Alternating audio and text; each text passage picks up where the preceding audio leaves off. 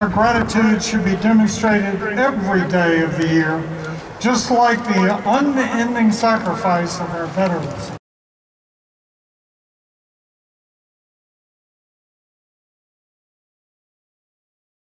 We would like to say thank you so much for your service. It means so much to us that what you've done for our country. It's my honor, and I got to tell you, you got to level with everybody. Oh my goodness, I loved it. 35 years, 2 months and 25 days. Some days were better than others, but it was so rewarding. I really enjoyed it.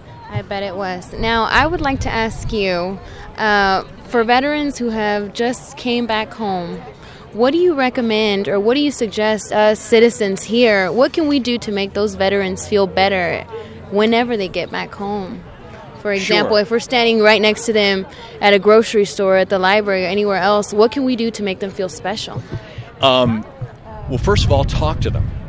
I mean, if you especially if you can tell that they're wounded or injured. I don't know why. It's our nature, I think. It's human nature to say, well, I don't want to ask about that missing leg or that scar. But please, for veterans, say, hey, where'd you get injured?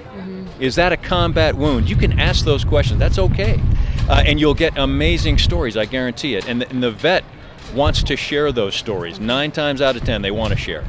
Another thing you can do, let's get beyond the wounds, if say hello to them, talk to them, and get beyond. I mean, this is wonderful. Thank you for your service. It's wonderful. I don't want to take anything away from it, but get beyond that. Who'd you serve with? Where did you serve? You know, where have you lived? Where have you lived in the world? And just begin that conversation, because that conversation is an indicator of acceptance. Yes. And the give and take. And I'll tell you what, you're going to learn something about life in the military today. That's a big one. And then veterans are not looking for handouts. Matter of fact, we bristle at charity. And so I'd be careful of overdoing charitable offers, and I'd go heavy on the opportunity. And so if there are opportunities for work or for school, offer that, reach out in that manner. But let the vet sort through what is right for them. Just like every human being, every veteran is individual from their individual experience in whatever service and wherever they serve. So that's another one. And the last thing is, it is so important. One of the healthiest things for a veteran, and if there's a veteran listening to this, find other veterans. Okay, peer, and it doesn't matter. It doesn't matter if you were in the Army and I was in the Navy. It doesn't matter. Find fellow veterans, and if you have to form your own, form a peer group, or if there is an existing group, join that group. You will be surprised at how good that is to share the peer-to-peer relationship is so important when you are just coming home. That's right. Okay. And based on what you've done, could you tell us a little bit more about what you've done for the veterans personally, on a personal level? Well, right now, as you know, I can't help it. Just accident of career. I commanded it from 100 people up to, well, like a little bit up to, and I commanded from 30 people up to 22,000. So I have this.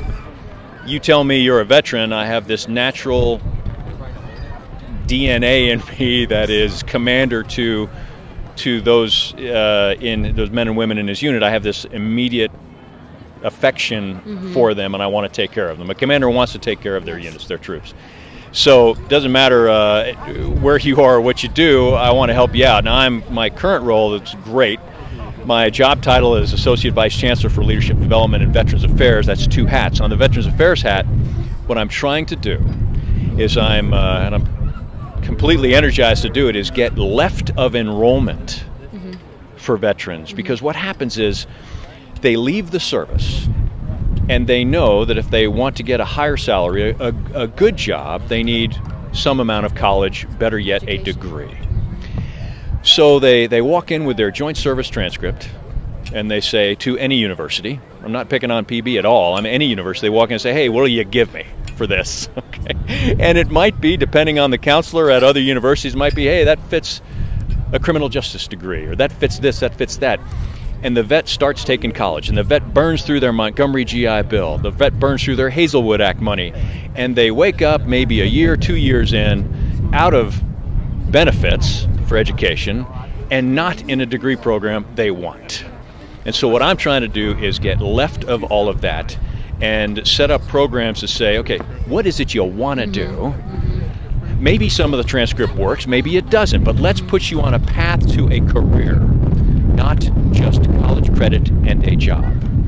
And so I'm trying really hard to kickstart that in the UT system. That's really good. Because even with our own students, they have no idea what to do. It's natural. It's a natural fact. But the issue with the vets now is they're older, they're more mature, and I got to level with you. I mean, I one of the things I miss about the military is I was handed a lot of stuff. Yeah. I mean, when I was deployed to Iraq or Afghanistan, I walked in somewhere, I got the latest equipment. When I had a personnel problem, I walk into the personnel center and I go, hey, fix this. You know, and that doesn't happen in the real world.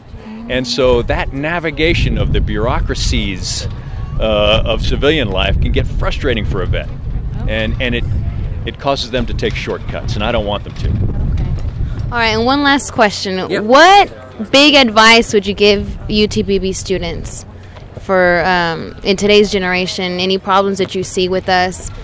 What's a good advice for us? Well, I don't see any problems with the generation. I love this generation. I would offer, though, that you don't need to figure it all out right now, but stay engaged in your world. Do not get caught up with a life virtual. Do not get caught up in fads. Do your best to stay engaged in current events, understand what's going on in the world, and that will help you make your way in what you should do. And if nothing else, please, please, please, be a responsible citizen of the United States. Please vote. And I don't care who you vote for, but please vote. Your voice must be heard. I can tell you a quick story. I'm in Iraq. I was in Bosnia for the first national election. I was in Iraq for 2 national elections, securing polling sites and taking care.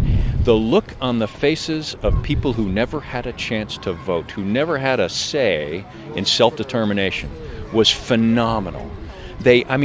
People brought their children. They brought toddlers into the voting booth so the toddler could see what voting is like and how important it was. And I had 80%, 90% voter turnout in the provinces in Iraq. And I come home, and in my country, it's at 50 or 45%. We've got to take back the representation. We've got to take back our representation, representative democracy, and we do that by participating in it. That's right. So that's my one recommendation for the next generation of leaders of this country.